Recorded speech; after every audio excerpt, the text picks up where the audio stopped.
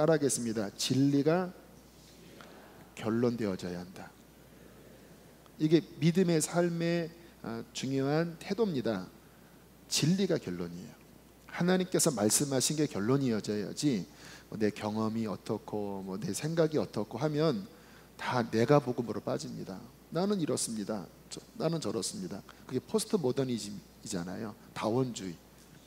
이 세상에서는 그 포스트 모더니즘 다원주의가 이제 종교 다원주의가 돼서 다 모든 종교의 구원이 있다 이렇게 나가는데, 교회 다니는 사람들의 이 포스트 모더니즘 다원주의의 생각은요, 다 자기 생각대로 신앙생활을 해요.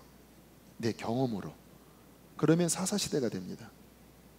사사시대의 문제가 뭡니까? 각기 자기 소견에 옳은 대로 행하였더라. 영적 암흑시대. 진리가 결론이 되어져야 돼요.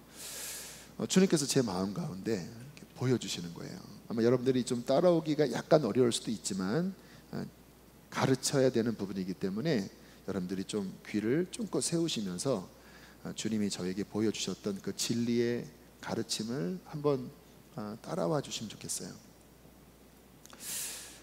성경은 어떤 이야기냐면 하나님의 백성을 만드는 이야기입니다. 창세기 3장에 인간이 타락한 다음에 하나님께서는 인간을 포기하지 않고 끝내는 찾아오셔서 나의 백성, 나의 자녀를 만들 것이고 나의 나라를 이룰 것이고, 그리고 나의 모든 복을 나의 백성, 나의 자녀에게 줄 것이다. 이게 이제 성경의 하나님의 계획인데, 구약 성경을 보면 그 하나님의 백성의 대상자가 이스라엘 백성들이었어요. 아브라함을 부르셔서 내가 너로 큰 민족을 이루게 하겠다. 그리고 복의 근원이 되게 하겠다. 그리고 정말 하나님께서는 그 약속을 이루셔서 혈혈단신 나왔던 아브라함, 또 아이를 임신하지 못한 사라를 통하여, 사라가 90세, 아브라함이 100세에 이삭을 낳게 하시고 또 야곱을 낳게 하시고 12아들을 통하여 이스라엘이라고 하는 민족을 만드시죠. 그래서 이스라엘 민족에게 하나님의 하나님 되심을 보여주시면서 이제 그의 백성을 만드십니다. 근데 안타깝게 그 구약의 이스라엘 백성들이 결국은 다 망해버렸어요. 북왕국 이스라엘도 아시리아를 통해서 721년 2년경에 나라를 잃어버렸습니다. 전 세계에 흩어졌어요. 그리고 그 이스라엘 지역에 혼혈 정책을 쓴 거예요. 이방인과 그 이스라엘 사람을 서로 이렇게 섞이게 만들어서 이스라엘의 민족 정체성을 와해시키려고 했던 그런 일이 벌어졌고요. 남왕국 유다도 586년 7년경에 결국 바벨론에 의해서 완전히 다 망해버린 이런 일이 됐죠. 물론 70년 뒤에 다시 돌아와서 성전을 건축을 했지만, 그러나 국권은 회복하지 못했습니다. 바벨론 또는 여러 로마 이러한 나라의 식민지 지배 아래 있었죠. 또 그것도 예수님 주후 70년경에 로마에 의해서 완전히 망해버려서 전 세계 디아스포라로 그렇게 흩어지면서, 물론 다시 독립은 했지만 역사상 이스라엘 민족이 사라져버리는 일이 생겼죠. 근데 구약 성경을 보면 어떤 예언이 나오냐면, 결코 하나님이 하나님의 백성을 포기하지 아니하신다, 이러한 그의 백성을 회복시킬 것이라고 하는 굉장히 많은 예언들이 나옵니다. 이사야서 같은 경우에는 너 예루살렘아, 내가 너를 손바닥에 새겼고 젖먹는 어미가 자식을 어찌 잊겠으며, 혹시 젖먹이 엄마가 자기 자녀를 잊을지라도 나는 너를 잊지 않을 것이다. 내가 너를 나의 신부로, 내가 너를 나의 백성으로 다시 부를 것이다. 이런 예언들이 구약 성경에 굉장히 많이 나와요. 저는 성경을 보면서 이 성경에서 말씀하시는 이 하나님의 백성, 하나님이 모든 복을 주시겠다고 하는 이 백성들이 누굴까에 대한 의문을 가졌습니다. 이 말씀을 이렇게 표면적으로 보면 이 말씀이 이스라엘의 회복을 이야기하는 내용이거든요. 그러면 생각을 해보니까 구약의 그 많은 예언들이 이스라엘 사람들만을 향한 예언이라면 성경이 너무 좁아지더라고요. 이스라엘 역사책 같더라고요. 이 질문을 제가 하나님 앞에 하면서, 주님, 저는 성경을 참 사랑하는데 성경의 배경이 이스라엘 민족의 역사인 것은 제가 인정합니다. 그런데 이 많은 예언들이 이스라엘 사람들의 회복만을 위한 예언이라고 한다면 뭐 그것도 감사하지만 왠지 제 마음에 양이 차지 않습니다. 주님, 성경에서 말씀하시는 그 하나님의 백성이라고 부르는 도대체 그들은 누구를 의미하는 것입니까? 저는 성경 읽을 때 질문을 자주 하거든요. 어떤 의문을 갖는 것을 저는 굉장히 좋게 여겨요. 왜냐하면 신앙의 중요한 진리가 열릴 때마다 주님은 먼저 질문을 제 안에 갖게 하시더라고요. 그 당시의 질문은 그 질문이었습니다. 근데요, 성령께서 순식간에 신구약 말씀을 쫙 펼쳐주시는데요, 제가 그때 너무나 중요한 진리를 봤어요. 이제 신약으로 넘어와서 사도 바울이 이것을 봤더라고요. 신약 성경, 특별히 에베소서나 갈라디아서나 여기에 어떤 말씀이 나오냐면, 하나님께서 예수 그리스도를 이 땅에 보내셨을 때 그 예수님은 우리를 구원하시기 위해 오셨잖아요. 그런데 그분의 십자가가 하셨던 일이 무엇이냐? 에베소서 2장에 뭐라고 말씀하냐면, 그가 십자가로 중간에 막힌 담을 허무사 가까이에 있는 사람들과 멀리에 있는 사람들을 십자가로 부르셔서 둘 사이에 막힌 담을 허무시고, 이 둘이 그리스도 안에서 한 새 사람을 이루어 one new man이라고 하는데, 한 새 사람을 이루어 아버지 앞에 나아가게 하셨느니라. 근데 여기에 가까이 있는 사람이 누구냐면 유대인들입니다. 멀리 있는 사람들이 누구냐? 이방인들, 우리들이에요. 이방인 우리예요. 근데 십자가가 어떤 역할을 했냐면, 더 이상 유대인, 이방인 이 차원에서 갈라지는 것이 아니라 그리스도 안에서 더 이상 유대인, 이방인의 차별이 없이 주님께서 한 세 사람, 그 한 세 사람은 누굴까요? 하나님의 백성.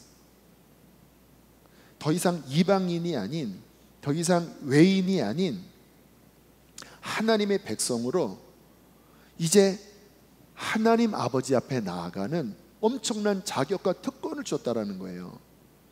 주님이 제 안에 깨닫게 하시기를, 그리스도 안으로 들어가면 더 이상 구약과 신약이 나뉘어지지 않고, 그리스도 안으로 들어가면 그리스도 안에서 모든 사람들이 유대인이든 이방인이든 헬라인이든 뭐 아시아 사람이든 상관없이 그가 바로 성경에서 말씀하신 하나님의 백성, 하나님의 신부, 하나님의 모든 축복을 다 부어줄 바로 그 백성이 되는 것이다.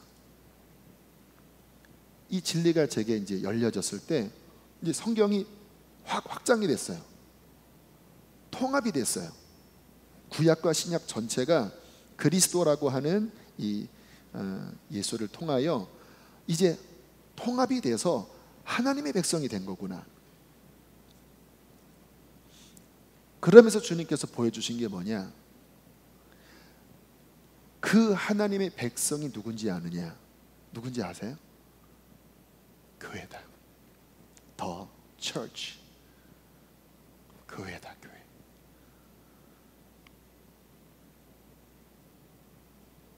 아마 여러분들이 지금 제가 이 말씀을 들을 때 어떤 느낌을 가지실지 모르지만, 갑자기 제가 그동안 알고 있었던 교회, 사람들의 모임, 막 지지고 볶고 또 상처 주고 받고 뭐 그런 어떤 그냥 인간들이 또 모였다가 또 해산했다가 하는 그런 정도만 생각한 수준이 제가 교회에 대한 이미지였거든요. 근데 그 진리가 제게 열리자 바로 그 구약에서부터 하나님께서 나의 백성, 나의 이스라엘, 나의 예루살렘, 나의 신부라고 그렇게 외쳤던, 노래를 부르셨던 그 하나님의 백성, 그리고 하나님의 나라, 영원한 하나님의 나라를 유업으로 줄 그 하나님의 백성의 최종 수혜자가 누구냐? 교회라는 거예요. 교회. 그리고 주님께서 신약 성경 가운데 예수님이 교회를 어떻게 말씀하셨는지를 또 여러 루트를 통해서 보여주시는데, 여러분 그 마태복음 16장에 보면 주님께서 이제 십자가 지실 것을 말씀을 하시죠. 근데 그때 처음 교회란 단어를 언급하십니다. 에클레시아라고 하는 게 교회인데, 베드로가 예수님께 신앙 고백을 하잖아요. 주는 그리스도시요 살아계신 하나님의 아들입니다. 이 고백을 받으시고 바요나 시몬아 내게 복이 있다. 이것을 내게 알게 하니는 혈육이 아니라 하늘에 계신 하나님이시다. 내가 이 반석 위에 이 신앙 고백, 나를 주와 그리스도라고 정말 믿고 따르는 너의 이 믿음을 따르는 이 반석 위에 내 교회를 세울 것이다. 누구의 교회요? 내 교회, 예수 그리스도, 나의 교회를 세울 것이다. 그러면서 하시는 말씀이, 이제 내가 십자가를 지러 간다. 내가 이제 예루살렘에 올라가면 서기관과 대제사장들에게 핍박을 받을 것이다. 그런데 나는 3일 만에 살아날 것인데 나는 내 교회를 세우러 간다. 여러분, 주님이 십자가 지러 가실 때 그분의 꿈이 뭔지 아세요? 교회입니다. 아무튼 오늘은 좀 가르침의 말씀이기 때문에 다양한 말씀들을 함께 나눌 텐데, 성령께서 여러분 안에 깨달음을 주실 것을 믿습니다. 여러분, 창세기 2장에 보면 가장 중요한 사건이 아담과 하와의 결혼 사건입니다. 아담 먼저 하나님이 지으셨죠. 근데 다른 동물들은 다 짝을 지으셨는데 인간만, 남자만 지으셨어요. 그러다 갑자기 하나님이 뭐라고 말씀하십니까? 내가 아담을 보니까 혼자 사는 게 좋지 않아 보여. 내가 그를 위하여 돕는 배필을 지으리라. 좀 이상해요. 이미 하나님께서는 남자와 여자를 만드셔서 생육하고 번성하도록 그분은 고안하셨을 텐데, 그러면 처음부터 이렇게 패키지로 가야 되잖아요. 근데 한쪽만 만들어 놓고 마치 실수한 양, 아이고야 너 혼자 사는 게 독수리 공방이다, 야 내가 짝 하나 만들어 줄게. 마치 뭔가 부족한다 이렇게 말씀을 하시잖아요. 근데 성경을 보면요, 이게 다 하나님의 어떤 숨은 의도가 담겨져 있는 거예요. 그리고 아담을 잠재우시고 그 옆구리를 가르셔서 갈빗대를 하나 꺼내시고 그 갈빗대로 하와를 만드신 다음에 아담에게로 데려오시니까, 이는 내 살 중에 살이요 내 뼈 중에 뼈라 하고는 둘이 한 몸을 이뤄요. 그럼 성경에 이름으로 사람이 부모를 떠나 둘이, 남자와 여자가 한 몸을 이룰지니라. 이게 이제 창세기 2장이 맨 끝의 말씀이에요. 근데 이 말씀을 사도 바울이 에베소서 5장에서 가정에 관한 권면의 말씀을 하시다가 이 말씀을 하세요. 사람이 부모를 떠나, 남자가 부모를 떠나 여자가 부모를 떠나 둘이 한 몸을 이룰지니, 그 다음에 뭐라고 말씀하는지 아세요? 이 비밀이 크도다. 이거 비밀이 아니에요. 남자와 여자가 결혼하는 게 무슨 비밀입니까? 근데 바울이 가정에 대한 권면의 말씀을 하면서 한 남자와 한 여자의 결혼 사건인 창세기 2장 말씀을 하다가 갑자기 이 비밀이 크도다라고 이야기해요. 그러면서 그 다음 뭐라고 부연 설명하는지 아세요? 이 사건은 그리스도와 교회를 예표하는 은유이다. 아담의 옆구리에서 하와가 나오고 아담과 하와가 한 몸을 이루는 이 사건은 그냥 한 남자와 한 여자의 그저 그런 혼인 사건이 아니라 이 안에 무슨 은유가 담겨져 있느냐? 그리스도께서 십자가에서 몸이 다 찔리셨잖아요. 마지막에는 옆구리가 갈라지셔서 여기에서 물과 피가 다 쏟아졌잖아요. 그 예수 그리스도의 희생을 통하여 그 예수님의 옆구리에서 그의 신부된 교회가 나오는 것을 예표하는 비밀스러운 사건이라는 거예요. 결국 주님께서 십자가 지러 가실 때 바로 그 이야기를 하실 것입니다. 이제 나는 예루살렘에 간다. 나는 고난받고 죽을 것이다. 그러면 나는 내 교회를 세울 것이다. 그 주님의 교회는 어떤 교회입니까?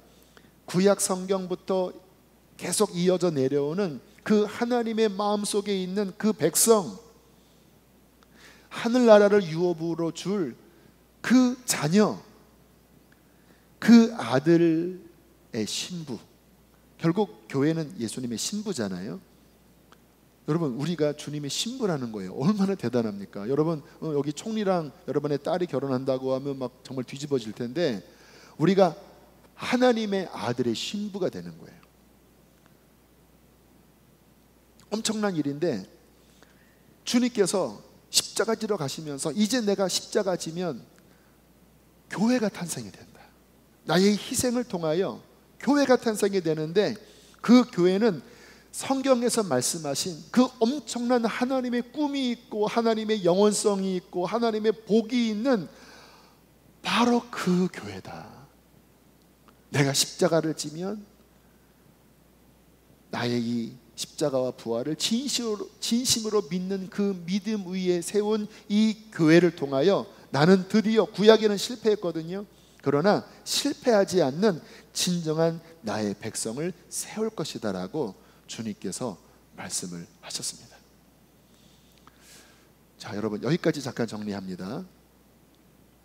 주님이 생각하는 교회, 성경에서 말씀하신 그 교회는요, 여러분이 경험한 그 교회보다 엄청나게 더 영광스럽고 중요합니다. 이 진리 안에서 동의하실 수 있나요? 여러분이 경험한 그 교회는 어쩌면 참 힘겹고 또 상처가 되고 그런 인간들의 모임이었을 수 있습니다. 왜요? 어쨌든 사람들의 모임이니까. 예수님의 제자들도 막 아무튼 지지고 볶고 했잖아요. 그러나 그럼에도 불구하고 주님의 눈 안에서, 하나님의 영원한 계획 안에서 교회는요, 뭐라고 해야 되나요? 엑스트라가 아니라 하나님의 나라, 하나님의 계획의 결국은 최종 주연이에요. 최종 주연.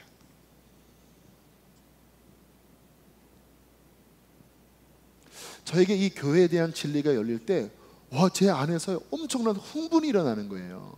그러고 나니까 제가 30대 초반에 그 오카는 목사님, 지금은 소천하셨죠, 오카는 목사님의 제자훈련 세미나 때 들었던 그 말씀이 무엇인지 이제 좀 이해가 됐어요. 이제 오카는 목사님이 제자훈련을 1980년대에 이제 한국 교회에 아주 큰 어떤 바람으로 이렇게 가져오신 분이신데, 이분이 어떻게 제자훈련을 하게 됐는지에 대한 그 시초를 이야기를 하시더라고요. 제자훈련이 중요하다고 하는 것은 알으셨지만, 그때는 이제 선교단체에서 그런 훈련을 했었고 기성교회에서는 그런 훈련을 하지 않았대요.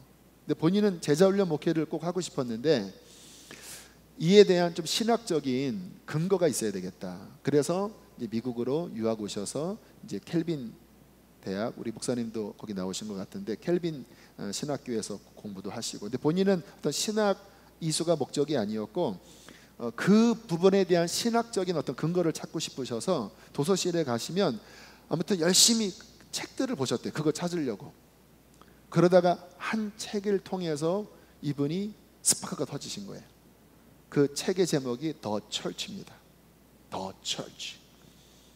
그 안에 무슨 내용이 담겨져 있었냐면, 이 지상에 있는 교회는 지역 교회로 이루어져 있다. 물론 우주적 교회가 있습니다. 예수 그리스도가 머리시고 모든 성도들은 뭐 아시안이든 뭐 캐네디안이든 뭐 아프리칸이든 상관없이 그를 믿으면 다 교회예요. 우주적 교회인데, 그러나 성경에서 말씀하는 교회는 우주적 교회만을 이야기하는 게 아니라 로컬 처치다.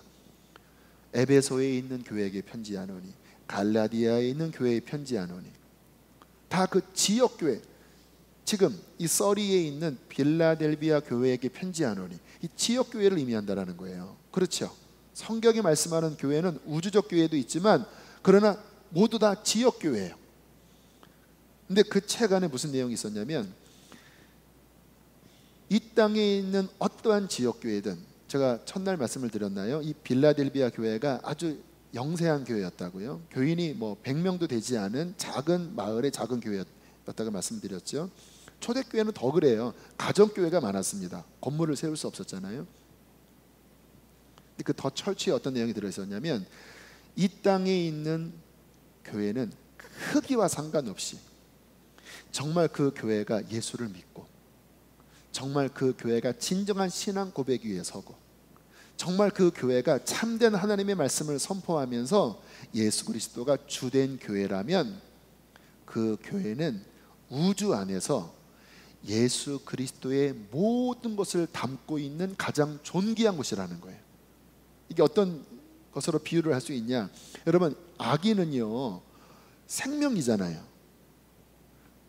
어떤 아기도 너는 작으니까 너는 인간 취급받지 못해, 그래서 얘를 막 버리고 이러면은 처벌받잖아요. 왜? 어린 아기의 생명이든 어른의 생명이든 대통령의 생명이든 노무자의 생명이든 생명은 동일하게 중요한 거잖아요. 똑같다라는 거예요.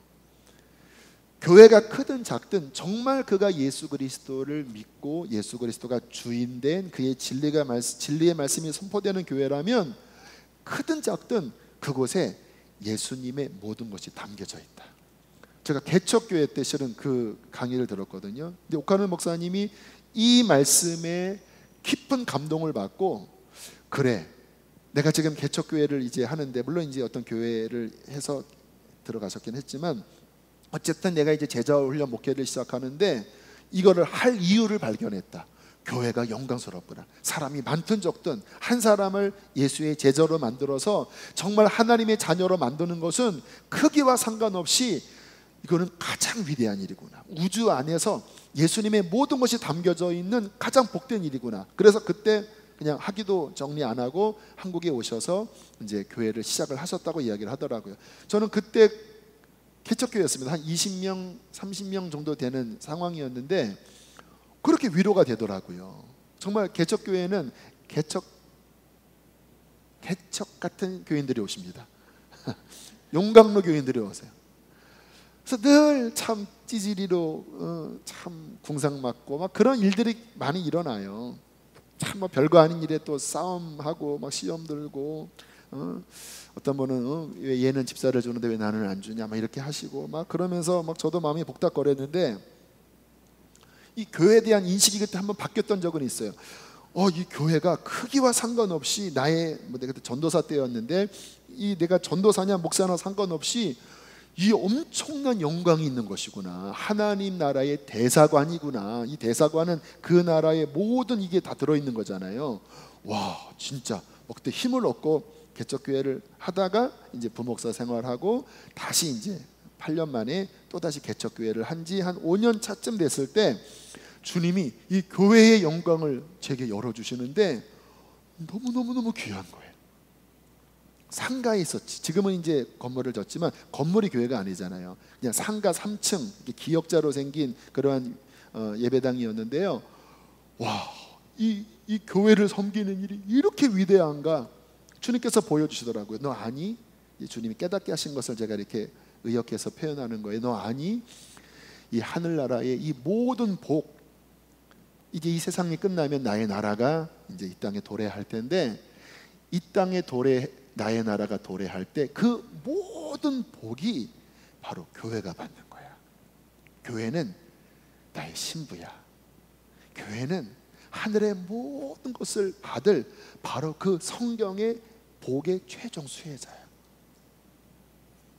제 안에 이 교회에 대한 생각이 바뀌니까 이 제가 하는 일이 얼마나 영광스럽고 얼마나 가치 있는 일인지를 제 마음 깊이 느끼게 됐어요. 근데 그 마음으로 교인들을 보니까 너무나 안타깝게 제가 과거에 갖고 있었던 그런 인식들을 갖고 계시더라고요.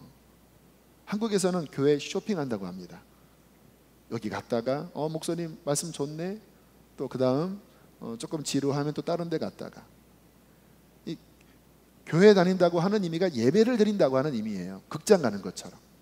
뭐 어벤져스 가서 막 3시간 앉았다가 끝나고 참 재밌었네. 오늘은 좀 재미없었네 영화가. 그런 느낌으로 교회를 왔다 갔다 하는 그러한 형태의 교인들이 참 많으시더라고요. 그러니까 오늘날 이 교인들의 가장 영적인 이 부족한 점이 교회론입니다. 나름대로 막 능력도 받고 또 훈련도 받고 뭐 그래서 과거에 비해서는 교인들의 수준이 굉장히 올라가 있어요. 그런데 교회론이 너무나 약해요. 이해합니다. 그러나 이것이 수정되지 않으면 신앙생활이 짝짝이가 돼요. 왜냐하면 하나님께서 예수 그리스도를 통하여 교회를 세우실 때 하나님의 그 모든 뜻을 이룰 바로 그 기관은 교회를 통해서 그 일을 이루시기로 작정하셨습니다. 믿으십니까? 교회를 통해 성경에 교회 외의 국가기관을 통하여 교회 외에 어떠한 세상의 NGO를 통하여 물론 다 필요합니다. 하나님의 다스림 안에 국가, 무슨 어떠한 교육기관, 무슨 뭐 NGO 단체 그런 부분도 쓰임 받기는 해요.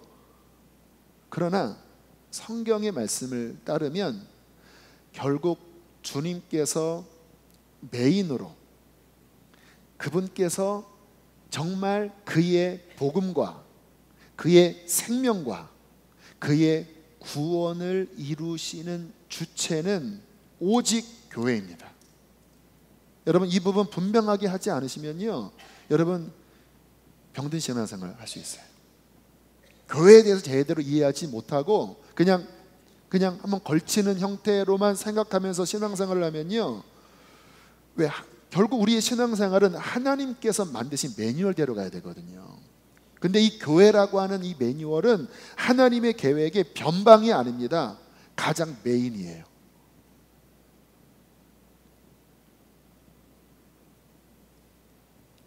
저는 그 다음부터 이 교회에 대한 이 마음이 너무나 바뀌면서 교회를 사랑하는 게 주님을 사랑하는 것이구나.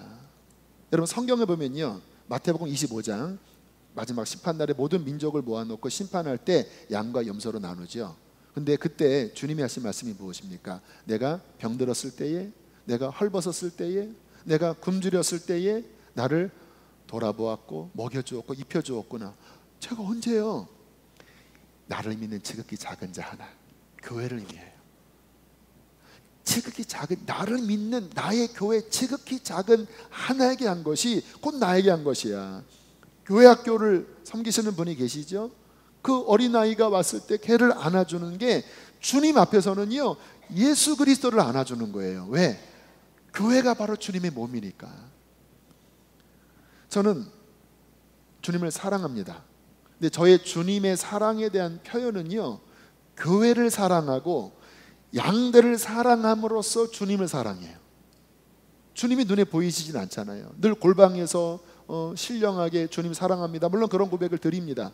그러나 저의 진실로 주님 사랑하는 마음은 교회를 사랑하고 한 영혼을 사랑하여 정말 주님의 피값 주고 구원받은 그 한 영혼 한 영혼이 주님 앞에 바르게 서는 이 섬김을 통하여 저는 주님의 발도 닦아드리고 주님의 상처도 뽑아드리고 우리 주님께 물도 잡수시게 드리고 한 영혼 한 영혼을 이 교회를 섬기는 것을 통하여 저는 주님께 대하는 이런 마음으로 살아가요. 여러분이 나중에 주님 나라 갈 때 저는 반드시 그렇게 말씀하실 거라고 믿어요. 너 나를 참 위로해줘서 고맙다. 언제 제가 주님을 위로했습니까? 여러분이 정말 교회를 사랑하고 정말 교회를 섬기고 그 교회 안에 있는 약하고 부족한 한 사람 한 사람을 정말 주님의 마음으로 섬겼다면 그것은 곧 주님을 섬긴 것이 될 것입니다. 얼마나 대단해요. 여러분 주님 나라 갔는데 주님 나라 가면 이 주님의 모든 심판이 영원한 거잖아요. 거기 있는 염소한테는 뭐라고 합니까? 내가 헐벗을 때 입혀주지도 않았고 내가 감옥에 갇혔을 때 돌아보지도 않았고 내가 병들었을 때 와보지도 않았다. 언제요? 여기 나를 믿는 지극히 작은 자에게 함부로 한 것, 네가 함부로 말을 하고 함부로 대한 것이 곧 나에게 대한 것인 줄을 네가 알지 못했느냐. 영광스러우면서도 두렵고 떨리는 일이에요. 여기 정말 주님이 앞에 계시면 누가 함부로 대하겠습니까? 막 와서 막 이 부족한 제가, 저는 뭐 진짜 별것 아니잖아요. 그런데도 뭐 어떤 분들은 와서 막 사진 찍으시자고 하고 뭐 연예인처럼 이렇게 하는데, 제 아내가 여보 너무 이상해, 그거 너무 이상해, 당신 꼭 연예인처럼 하는데 여보 닭살도다, 뭐 이런 느낌을 갖는데요. 닭살도다 말은 하지 않았고요. 여러분, 인간인데도 그렇게 좀 좋아하면 그런 반응을 보이는데, 예수님이 오셨다면 뭐 정말 뭐 어마어마하지 않겠습니까? 여러분, 예수님이 옆에 계셔요. 교회가 그리스도의 몸입니다. 예수님이 머리시고 교회가 몸이면 머리와 몸은 하나인 거예요. 믿으십니까? 이 엄청난 가치가 교회 안에 담겨져 있다고 하는 것. 그러므로 저와 여러분은 교회를 섬길 때 정말 주의하셔야 합니다. 왜냐하면 성경을 보면 하나님의 사랑과 거룩이 함께 나오거든요. 하나님의 사랑은 은혜를 주시고 구원하시고 복 주시는 건데, 성경의 하나님은 은혜와 복 위로만 주시는 분이 아니세요. 그분은 거룩하십니다. Holy, holy, holy. 거룩은 뭐냐면 죄를 용납치 않으시는 분이세요. 그래서 성경에 보면 구약의 교회에 대한 어떤 비유가 성막, 성전 이런 곳으로 나타나지요. 이 신약은 더 이상 이런 건물이 교회가 아닙니다. 믿는 우리가 살아있는 돌이 되어서 그리스도를 중심으로 모인 이 영적인 건물이 우리예요. 근데 구약은 아직 복음이 확 열려지지 않았기 때문에 눈에 보이는 어떤 외적 모형을 통해서 보이셨잖아요. 근데 그때 보면 하나님 앞에 잘못 예배드리다가 불타 죽은 일들이 한두 번이 아니에요. 나답과 아비후, 뭐 그 앞에서 막 잘못했다가 막 뒤집어지는 일들. 그러니까 이스라엘 백성들이 너무 두려움이 많았어요. 왜? 너무 거룩하시니까. 물론 우리 신약의 신앙은 막 구약처럼 막 공포스러운 것은 아닙니다. 그러나 구약의 신앙과 신약의 신앙 동일하게 하나님 앞에 가져야 될 마음은 따라합시다. 주를 경외하는 마음. 왜요? 하나님이시니까. 거룩하신 분이시니까. 그래서 저는요, 목회를 할 때 거룩은 뭐냐면요, 구별되다라고 하는 거잖아요. 뭐가 구별됩니까? 뭐 산속에 올라가는 게 구별되는 것입니까? 하나님이라고 하는 성품이 구별된 거예요. 그래서 거룩은 뭐냐면 하나님의 모든 것이 다 거룩해요. 그래서 교회는 거룩한 교회인데, 거룩한 교회이기 때문에 반드시 교회 안에 무엇이 움직여야 되냐? 진리가 움직여야 합니다. 그래서 저는요, 성경을 아무튼 그와 같은 마음으로 붙잡아요. 덜덜덜 떨리는 마음으로 붙잡아요. 왜? 이 엄청난 귀중한 교회를 섬기는 목사인데, 이 교회의 리더십인데, 제가 거룩하지 않게 휴머니즘, 인본주의적으로 하나님이 원치 않는 다른 곳으로 움직이면 불에 타져 죽는 거거든요. 심지어는 이 신약에서도 사도행전에 교회에서 거짓말하고 뭔가 이렇게 속이다가 그냥 죽는 일이 있었잖아요. 아나 삽비라. 여러분, 신약의 이야기예요. 이게 교회에 있었던 일이거든요. 그러니까 제 마음 가운데 교회를 섬기는 게 너무나 소중하고 엄청난 가치인데, 그러나 내가 종으로서 하나님 앞에 교회를 잘 이끌려면 성경대로 가르쳐야 한다. 그래서 이 성경을 정말 매뉴얼로 잡고요, 그와 같은 마음으로요 뚫어지게 보면서 무엇이 하나님의 계획인가, 무엇이 하나님의 진리인가, 어떻게 목회해야 되는가, 그러한 마음으로 제가 좀 떨리는 마음으로 목회를 해요. 왜? 바르게 세워야 되니까. 자, 성경에 어떤 내용이 나오냐면요, 그냥 머릿속으로만 따라오세요. 그 고린도전서 3장에 사도 바울이 이렇게 이야기를 합니다. 자, 이제 이 반석 위에 교회가 세워졌는데 기초가 예수 그리스도다. 그 위에 각각의 교회가 신앙의 집을 짓는다. 교파가 다 다르죠. 또 교회마다 컬러가 다 달라요. 또 각 신앙인들마다 각각의 어떤 생각들이 달라요. 그렇죠? 아마 이 교회 안에서도 뭐 이렇게 생각하는 분 저렇게 생각하는 분 계실 텐데, 바울이 그런 부분을 허용하더라고요. 저는 어떤 면에서 뭐 순복음교회 또는 뭐 장로교회 또 뭐 감리교회 이러한 부분을 하나님의 허락 안에서 인정하셨다고 믿어요. 왜? 여러분, 포도도 다양한 종류가 있잖아요. 똑같은 포도지만 맛이 다르잖아요. 그런 것처럼 저는 그 다양성을 인정해요. 그게 하나님의 섭리라고 생각해요. 근데 바울이 뭐라고 경고하냐면, 그렇지만 어떻게 세울지를 조심해야 한다. 성경 찾아보셔야 되겠네요. 고린도전서 3장을 한번 보세요. 고린도전서 3장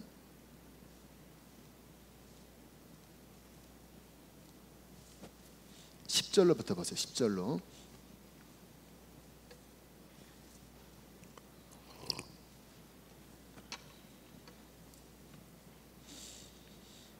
자, 13절까지 읽겠습니다.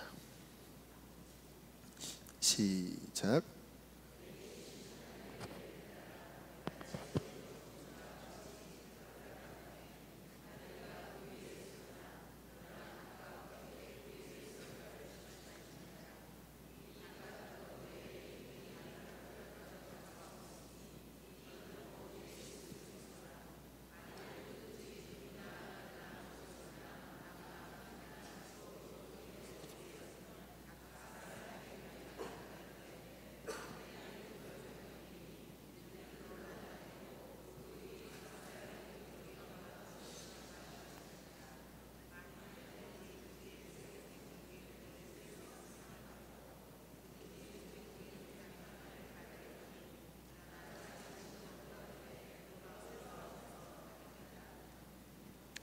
아멘. 자, 여기 어떤 얘기가 나오냐면 각각 신앙의 집을 짓는데요. 근데 재료를 6가지로 이야기하지만 크게는 2재료로 비유적으로 분류를 하고 있습니다.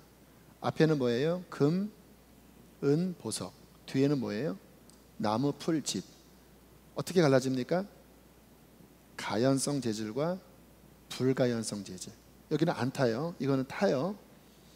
그런데 그렇게 세운 집이, 다시 말하면 교회를 세우고 또는 나는 어떻게 신앙생활을 했는데 그게 하나님 앞에 테스트를 받는다라는 거예요. 성경은, 바울은 어떤 것을 봤나 봐요. 그 본인이 세웠던 그 모든 집이 불 가운데로 지나간다라는 거예요. 또는 불이 이것을 한번 훑은다라는 거예요. 근데 아시는 것처럼 나무와 풀과 집은 불이 지나가면 다 없어집니다. 집 같은 거는 뭐 순식간에 제거되고 나무는 좀 수 정도가 남겠지요. 그런데 이쪽 금과 은과 보석은 불이 지나가도 견뎌요. 근데 바울이 말하기를 이 불이 지나갈 때 다 없어지는 자는 화를 받을 것이다. 이 불이 지나가도 다 없어지지 않는 이 집은 상을 받을 것이다. 이게 무슨 의미인지를 아세요? 지금 우리 이야기하는 거예요. 이 엄청나게 귀한 교회에서 예수 그리스도를 믿고 이 반석 위에 우리들이 각각 나름대로 신앙생활을 해요.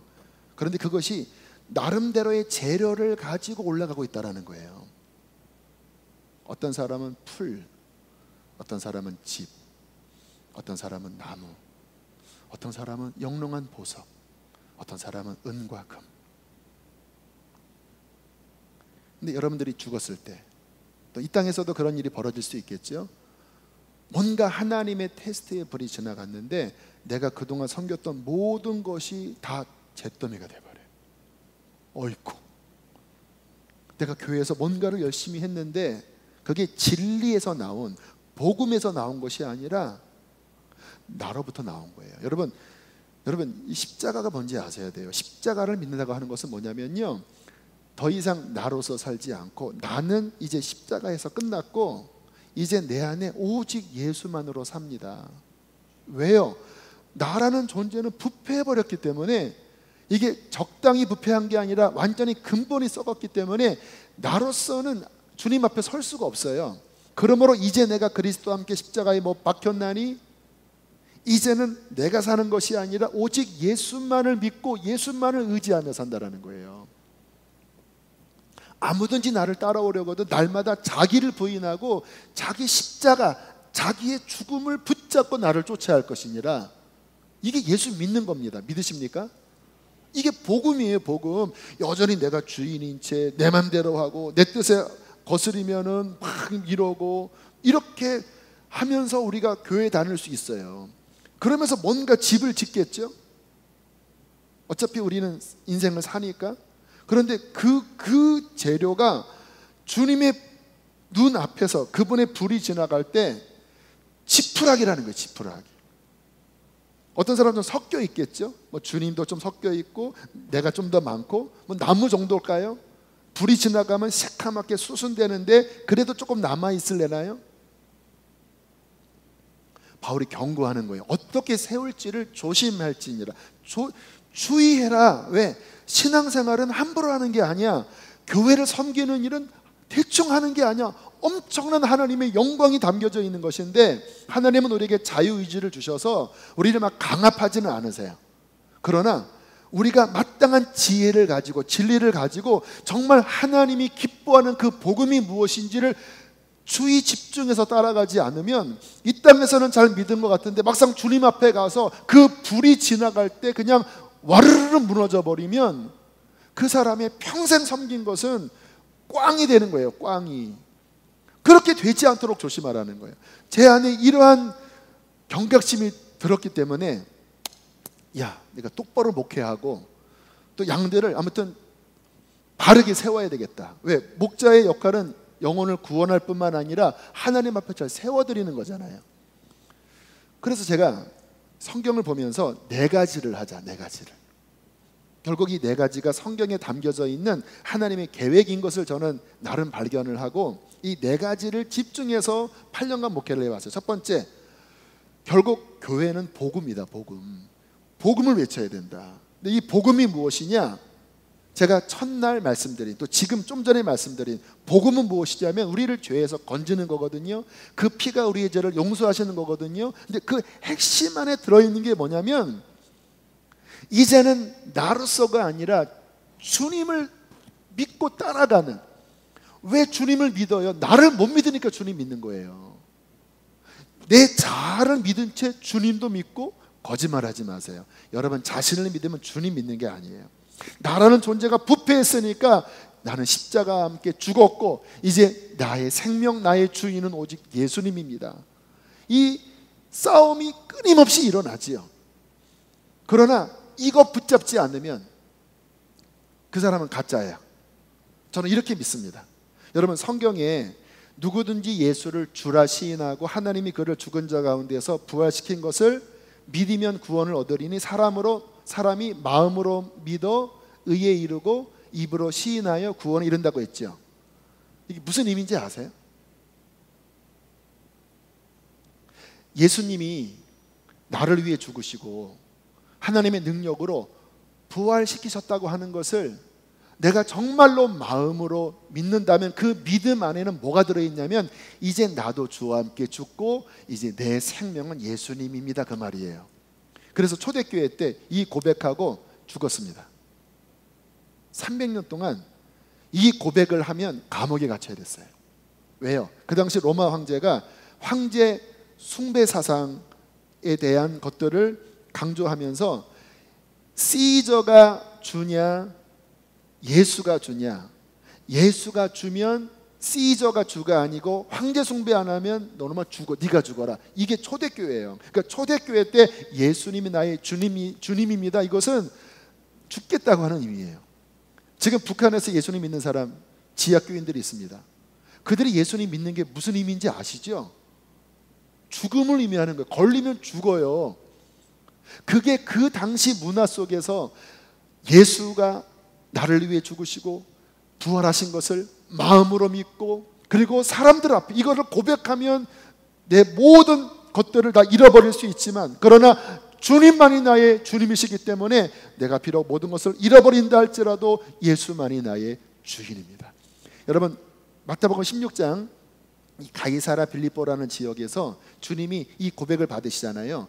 사람들이 나를 누구라 하느냐, 뭐 엘리야라고도 하고, 뭐 선지자, 뭐 세례 요한이라고도 하고, 막 그럼 너희는 나를 누구라고 하느냐? 그때 베드로가 주는 그리스도 살아계신 하나님의 아들입니다. 여러분, 이 가이사라 빌립보 지역이요, 우상 신전이 있었던 곳이에요. 수많은 신들이 내가 신이다라고 뻗팅겼던 그 지역에서 예수께서 물어보시는 거예요.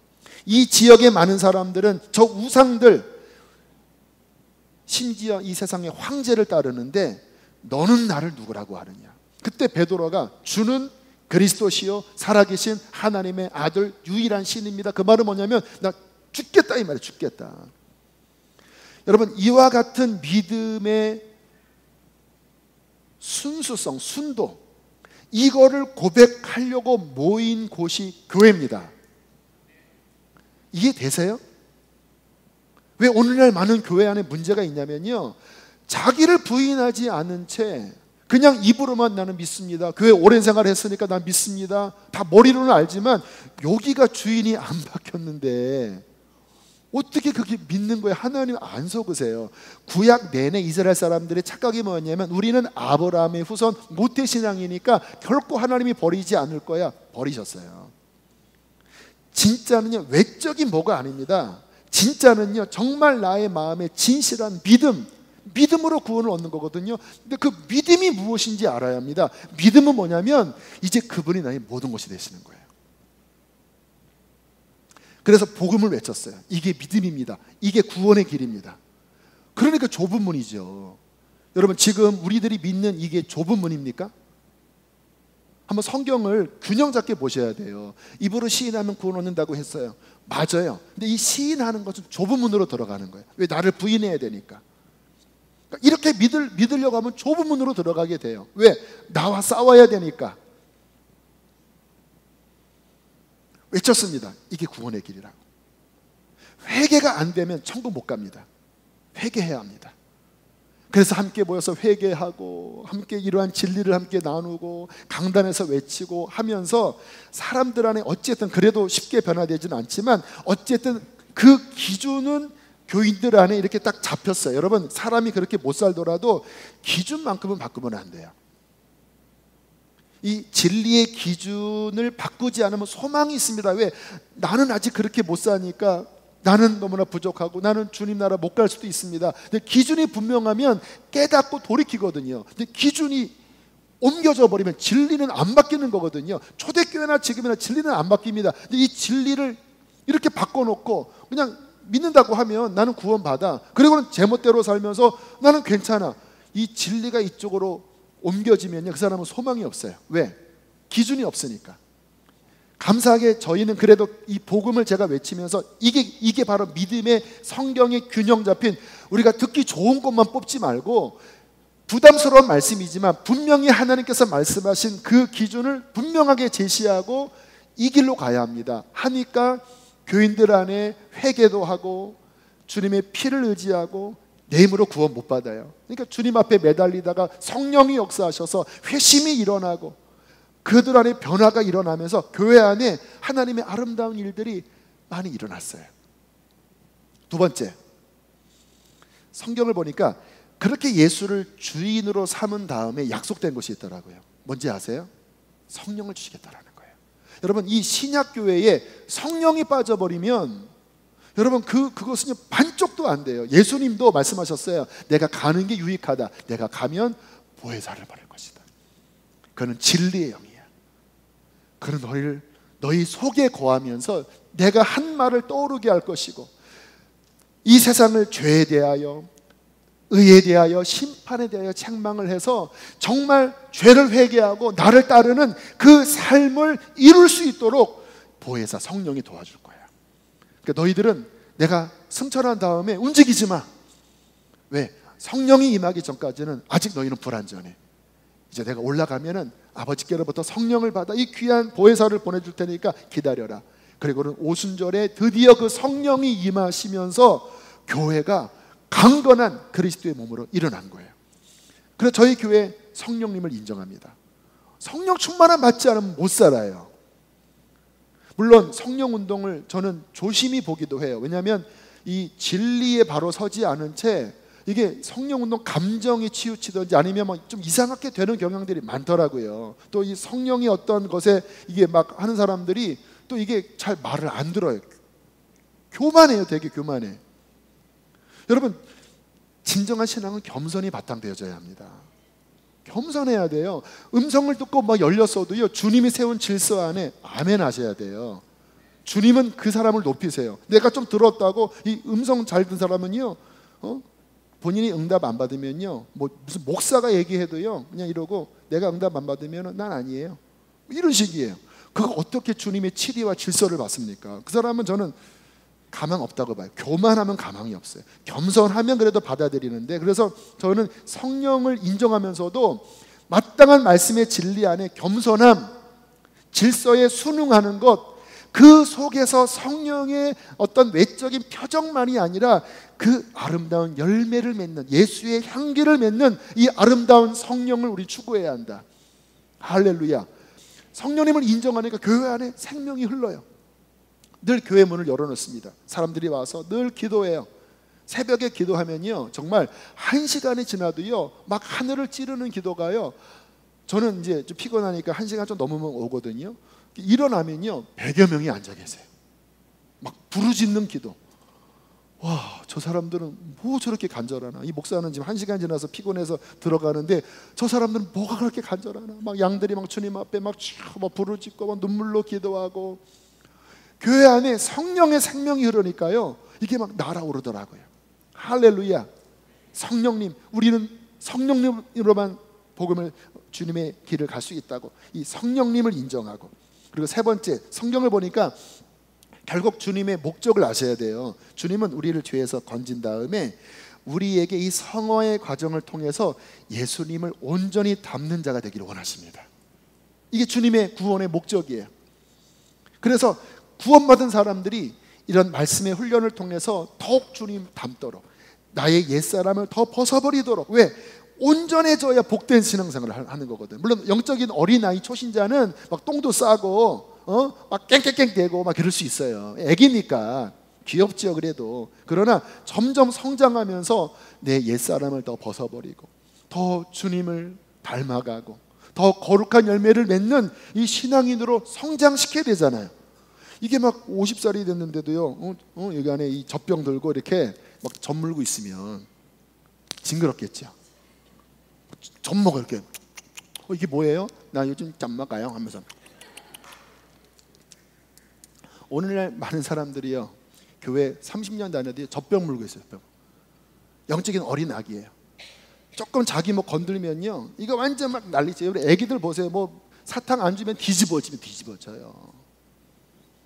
교회에서 뭐 좀 안 해주면 막 뒤집어져서 이래요. 완전 애기들이에요.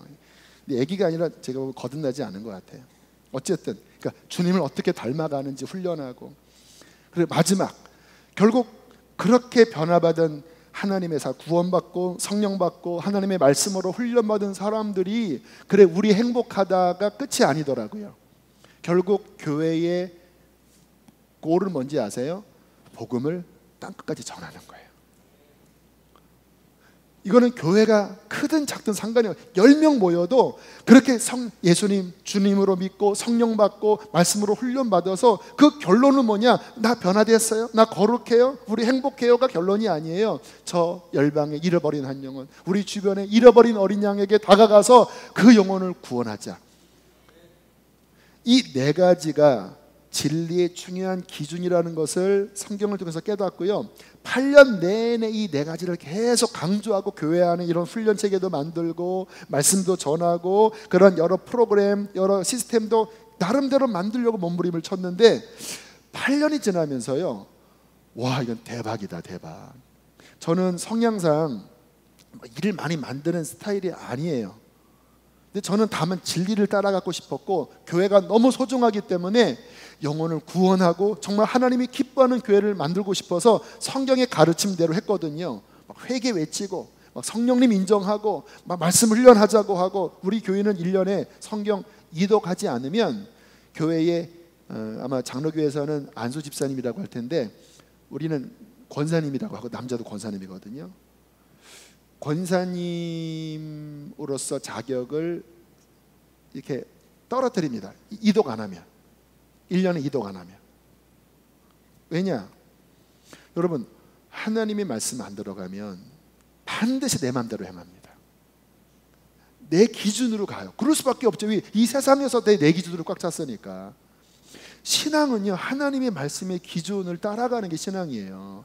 근데 매일 성경 읽지 않으면 어떻게 말씀의 그 가치가 내 안에 들어옵니까? 성경의 가치와 세상의 가치는 정반대예요. 팔복 보세요. 부자가 복이 아니라 심령이 가난한 자가 복이에요.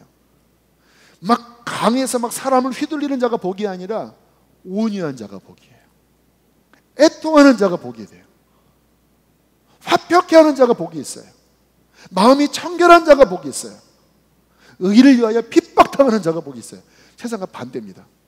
그러니까 어떤 중요한 이슈가 있을 때 정말 주님의 진리의 가치가 기준이 되기를 힘쓰느냐, 아니면 딱 설교 들을 때는 그거 맞지요 하다가 나의 어떤 것 딱 부딪히면요, 말씀은 완전 쓰레기통에 던져버리고 그냥 나의 감정에 휘둘려요. 그 사람은 결코 변화될 수 없어요. 그래서 일단 진리를 알자. 성경을 1년에 2독을 읽어야 합니다. 최소 하루에 30-40분은 밥을 먹어야, 여러분 보통 식사 한 끼도 30분 이상 하시잖아요. 그것도 하루에 3끼 드시잖아요. 캐나다 왔더니 뭐 음식 이빠이 드시더라고요. 아니, 육신을 위해서는 하루에 막 서너 시간 막 이만큼 막 진짜 막 어떤 데는 그 맛있는 거 찾으려고 막 1시간을 가서도 드시면서 나의 영혼을 위하여, 영원한 미래를 위하여 그 생명의 말씀을 하루에 도대체 30분도 읽지 않고, 하루에 3장도 읽지 않고, 주일에 선포되는 그 30-40분의 말씀만으로 살아간다면 이거는 말이 안 됩니다. 이건 여러분이 한번 일주일에 그 30분 정도만 양식 먹고 사서, 지금 다 여기 완전 기아 대책 끼고 와야 돼요. 막 이렇게 가서 완전 링게 꽂고 막 움직이지도 못해요. 왜? 일주일 동안 30분 정도만 먹었다면 못 움직여요. 영적으로 그렇게 사는 분들이 많다라니까요. 그러니까 영적으로 허약해서 막 조금만 시험 들면 막 그냥 그 바이러스가 다 퍼지고 하지요. 그래서 하나님의 말씀을 열심히 우리가 먹고 훈련해서, 그리고 주님이 기뻐하시는 우리만을 위해서가 아니라 복음을 전하러 흩어지자. 그래서 여름 같은 경우는요, 지역, 우리는 이렇게 속회라고 하는데, 목장이라고 하면 목장이 한 5개, 6개 보면 지역인데요. 각 지역에서 막 어려운 시골 교회 가서 막 수선도 해주고, 막 임용 봉사도 하고, 그리고 막 선교를 뭐 올해 같은 경우 선교를 아마 한 10몇 개 나라를 가나 봐요. 청년들도 이번에 한 90명이 선교 훈련을 받고요. 지금 여름에 막 태국, 뭐 러시아, 일본, 어른들도 뭐 요르단, 뭐 레바논, 뭐 미얀마 막 엄청 나가요. 교회 문화입니다. 왜요? 그게 마땅한 교회의 정체성이기 때문에. 그들이 구원받지 못했던 하나님께 달려있는 거지만 우리는 순종하여 복음을 전하자. 이렇게 움직이니까 교회 안에 주님의 성령의 이 생수가 오늘 말씀처럼 그 각각의 배에서 흐르는 거예요. 여러분, 교회의 교회됨은 뭔지 아세요? 하나님의 생명이 흐르는 것입니다. 교회의 교회됨은 무엇인지 아세요? 주님의 진리가 기둥이 되는 거예요. 그러면요, 교회는요 구별된 곳이 돼요. 하나님이 임재하시는 곳이 돼요. 그러면 이 안에서 뭐가 일어나는지 아세요? 구원의 역사가 일어납니다. 여러분, 한 영혼의 구원받는 것보다 더 큰 일이 어디 있습니까? 누군가 지금 심장마비 걸려서 막 죽으려고 하는데 내가 심폐소생술해서 한 명 살렸어요. 와, 정말 뿌듯하지요. 그러나 이분은 곧 돌아가십니다. 몇십 년 지나지 않으면. 그런데 이 복음을 전해서 한 영혼이 살아났어요. 우리 다음 세대 아이들, 여러분, 우리 자녀들 교회 다닌다고 천국 못 가요. 저는 사역하면서 그런 경우를 부지기수로 봤습니다. 엄마 아빠 따라서 종교적으로 간 거지, 여기가 안 박힌 채 교회 다니는 친구들은요, 대학 가면 교회 안 갑니다. 조금 문제 생기면 교회 안 가요. 지옥 가는 거예요. 그런데 교회가 살아있잖아요. 막 복음이 막 선명하게 외쳐지고, 막 성령이 강하게 움직이고, 막 사람들의 변화된 아름다운 어떤 향기가 나타나면요, 놀라운 것은요, 다음 세대들이 살아나기 시작해요. 저희 교회 비전이 2가지입니다. 선교를 향하여 달려나가는 것, 다음 세대 살리는 것. 왜냐하면 한국 교회가 지금 다음 세대가 너무 죽어서 이렇게 한 세대, 2세대 지나면 한국 교회는 3분의 1토막이 돼요. 일단 인구가 절벽됐고, 그 절벽된 인구 가운데 아이들이 교회에 흥미를 못 느껴요. 왜? 종교화가 돼버렸기 때문에. 교회가 참된 교회로 나가지 못했기 때문에 재미없어요. 그리고는 게임에 뭐 여러 중독에 눈이 다 풀려 있어요. 요즘 뭐 동성애가 막 또 강하게 아이들을 잡잖아요. 아이들을 안 살리면 한국 망한다. 그래서 막 교회 안에 이런 운동들을 하는데요. 와, 하나님께서 아이들을 살리시더라고요. 특히 목사 자녀들 참 쉽지 않거든요. 근데 이번 겨울 수련회 때 막 강력한 하나님의 역사가 있어서요. 금요일 날 예배 드리면요, 이 앞에 청소년들 한 20명이요 쭉 나와서 이 앞에 서서 걔네들이 막 손을 들고 막 예배하기 시작했어요. 다음 세대 안에 우리는 금요 성령 집회 때 1층에서 아이들 성령 집회를 따로 하거든요. 막 그 성령 집회 때 아이들이 방언을 받고요, 막 눈물이 이 바닥에 막 강을 이루고요. 어떤 아이는 은혜 못 받았다고 막 밥 먹기 싫다고 하고, 그래서 막 그냥 부모님들이 그 아이들 은혜 받는다고 하니까 거기에 막 아이들을 막 몰아넣고요. 뭐 참 아름다운 부흥의 역사가 일어나요. 여러분, 교회가 교회되면 생명이 살아납니다. 우리 자녀들이 살아나요. 교회가 교회되면 열방이 소망을 얻습니다. 왜요? 복음을 외쳐서 잃어버린 영혼들을 구원하니까. 이게 하나님께서 교회를 향하여 꿈꾸신 그분의 계획입니다. 정말 복음을 믿고 정말 성령을 따라가고 정말 변화되기를 힘쓰고 그분의 꿈에 동참하여 움직일 때, 장차 주님 나라 오실 때 그의 영광을 받겠지만, 이 땅에서도 이 세상을 구원하는 너무나 귀한 하나님의 역사를 주께서는 교회를 통해 이루기를 원하신다는 것입니다. 그런데 왜 오늘날 교회가 이렇게 됐지요? 사탄은 언제나 전략적으로 가장 중요한 곳을 타겟 삼아 공격해요. 신학교 공격합니다.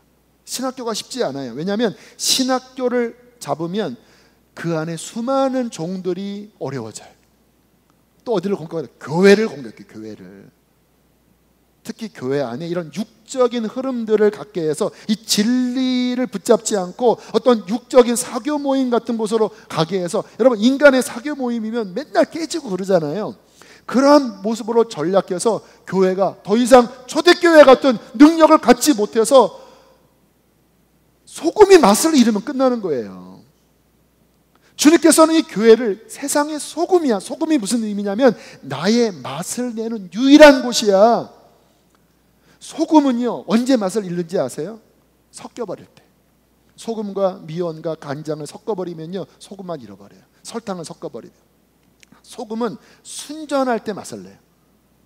교회가 그 진리 위에서 하나님의 온전한 복음 위에 건강하게 서서 나 죽고 오직 예수로 살겠습니다, 내 자아를 부인하고 성령님을 따라가겠습니다, 그런 움직임으로 딱 서면요 교회는 예수 그리스도의 몸이 됩니다. 할렐루야. 주님이 움직이시는데 더 강력한 곳이 어디 있겠습니까? 주께서는 그러한 교회를 세우기를 꿈꾸신 거예요. 내가 십자가 지면 내 교회를 세울 것이다. 내 교회는 내가 머물러 있는 곳이고 나의 영이 임하는 곳이고 저 잃어버린 영혼들을 구원하는 바로 그 강력한 나의 군대가 될 것이다. 여러분, 이 빌라델비아 교회가 또 이 밴쿠버에 있는 각 교회가 그러한 그리스도의 강력한 군대로 일어나게 되기를 축복합니다. 진정한 복음 위에 서서 내가 아니라 오직 성령을 따라 행함으로 그리스도의 아름다운 열매를 맺고 복음을 땅끝까지 전파하기를 힘쓰는 아름다운 교회가 될 때 10명이면 어때요? 20명이면 어때요? 정말 주님의 몸된 교회라면 주님의 모든 영광이 그 교회와 함께 할 것입니다. 이런 아름다운 부흥이 이 밴쿠버 땅에 일어나게 되기를 간절히 축복합니다. 우리 함께 시간 기도하고 나가겠습니다. 우리 찬양 허무한 시절 지날 때